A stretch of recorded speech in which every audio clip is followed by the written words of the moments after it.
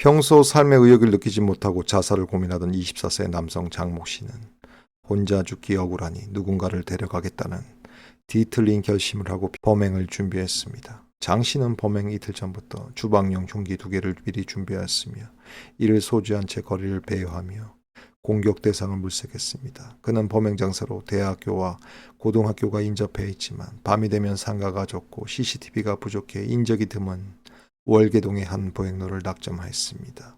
5월 5일 자정 무렵 부조사를 꿈꾸며 스터디 카페에서 늦게까지 공부를 마치고 기거하던 17살 여고생 A양은 택시비를 아끼기 위해 이 길을 지나고 있었습니다.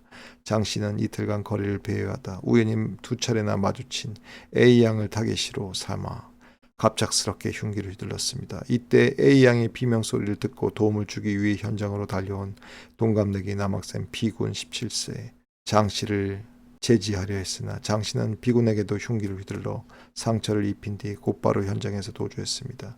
범행 직후 장 씨는 치밀하게 증거인멸을 시도했습니다. 그는 사용한 흉기를 버린 뒤 인근 무인 세탁소에 들러 옷에 묻은 피해자의 혈흔을 세탁하며 범행 흔적을 지우려 했습니다. 하지만 신고를 받고 출동한 경찰이 동성 주변의 CCTV의 영상을 분석하여 추격에 나섰고 범행 11시간 만인 5일 오전 11시 24분경 주거지 인근에서 장 씨를 살인 및 살인 미수 혐의로 긴급 체포했습니다. 이 사건으로 목 부위에 치명상을 입은 A양은 병원으로 옮겨졌으나 끝내 숨졌으며 도움을 주려던 B군은 목과 갈비뼈, 배에 칼을 찔렸지만 다행히 생명에는 지장이 없는 것으로 알려졌습니다.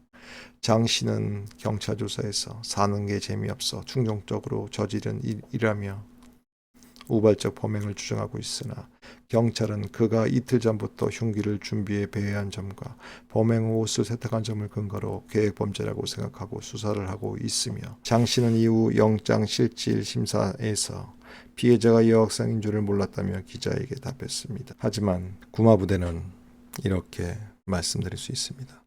하나님을 선택하지 않는 자와 하나님을 선택한 자의 다른 점은 많은 것이 있지만 딱 한 가지로 분석을 한다면 성령과 악령의 차이입니다. 하나님을 섬기는 자들은 죽은 이후의 세상을 알기 때문에 죽음 이후의 세상을 두려워합니다. 심판이 있다는 것을 알고 있기 때문입니다. 하지만 악령을 섬기지 않는 무교나 아니면 다른 종교를 가진 사람들, 이 사람들이 목표를 잃고 악령이 스스로 되기를 바란다면 이와 같은 끔찍한 범죄가 나올 수 있습니다. 연쇄살인범 같은 경우에도 죽음 이후의 세상을 심판받는 것을 알고 있는 하나님의 어린 양이라면 절대 이런 범죄를 일으킬 수는 없습니다. 하지만 하나님을 믿지 않는 자들이기 때문에 악령의 유혹에 넘어갑니다.